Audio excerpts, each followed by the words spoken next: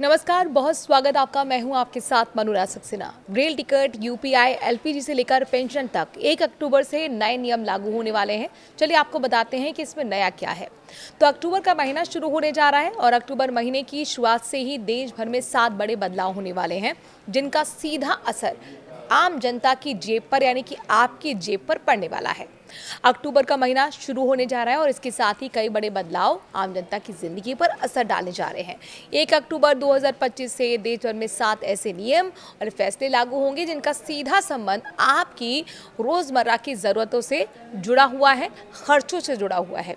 इनमें railway ticket booking से लेकर UPI payment, online gaming, LPG gas cylinder की कीमतें और पेंशन योजना से जुड़े बदलाव शामिल है।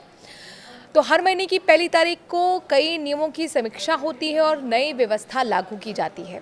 इस बारे में कुछ अहम क्षेत्रों में नीतिगत परिवर्तन भी देखने को मिलेंगे। आइए जानते हैं कि 1 अक्टूबर से कौन कौन से बदलाव लागू होने जा रहे हैं। सबसे पहले बात रेलवे टिकट बुकिंग की करते हैं, जिनके नियमों में सख्ती देखने को मिलेगी।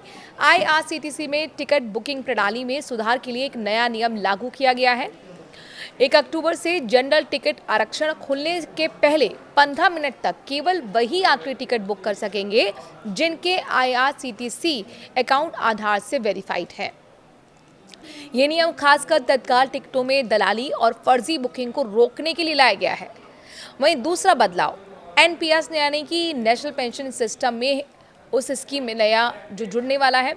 पीएफआरडीए ने मल्टीपल स्कीम फ्रेमवर्क यानी एमएसएफ नाम से एक नई सुविधा शुरू की है। अब कर्मचारी और गिग वर्कर्स एक ही पैन कार्ड से एनपीएस की एक से ज़्यादा योजनाओं में निवेश कर सकेंगे। इससे निवेशकों को अपने रिटायरमेंट के अनुसार योजना चुनने की स्वतंत्रता और लचीलापन मिलेगा।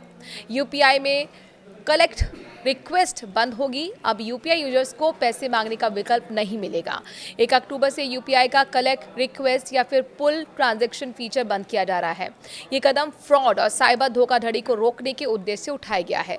चौथा बदलाव ऑनलाइन गेमिंग सेक्टर पर सख्ती है। सरकार ने ऑनलाइन गेमिंग इंडस्ट्री को आज ज़्यादा पारदर्शी और ज़्यादा ही सुरक्षित बनाने के लिए नया कानून लागू किया है। 1 अक्टूबर से गेमिंग प्लेटफॉर्म्स पर कड़ी निगरानी रखी जाएगी। ये फैसला उपभोक्ता जो हैं उनकी सुरक्षा के मद्देनजर वित्तीय धोखाधड़ी को रोकने के लिए लिया गया है। और पांचवा बदलाव एलपीजी सिलेंडर की कीमतों की समीक्षा है। हर महीने की तरह इस बार भी 1 अक्टूबर को घरेलू और कमर्शियल एलपीजी सिलेंडर के दाम तय किए जाएंगे। अंतर्राष्ट्रीय कच्चे तेल की कीमतों के आधार पर ही दाम बढ़ते हैं या फिर घट सकते हैं। इससे घरेलू बजट पर असर जाहिर तौर पर पड़ने वाला है। अब छठा बदलाव आपको बताते हैं आरबीआई की रेपो रेट पर घोषणा।